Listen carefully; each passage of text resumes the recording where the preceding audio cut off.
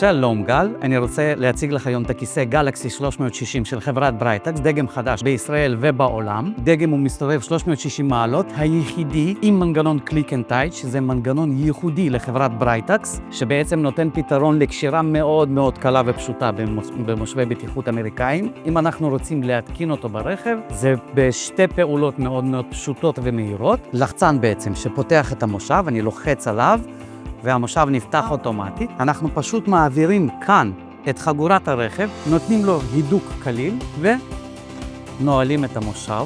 כמובן שיש לנו גם את הרצועת תדר, הרצועה השלישית, שתמיד צריך לקשור אותה, כי זה פשוט מוסיף עוד בטיחות. זה מתחבר לרצועת תדר, זה נקרא רצועת העוגן בישראל, והתפעול שלו הוא מאוד מאוד פשוט. לוחצים על כפתור,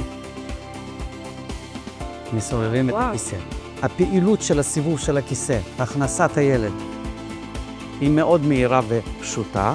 כמובן, מי שרוצה להתקין את זה בצורה כזו ולא כשזה עם כיוון הנסיעה, זה אותו מנגנון.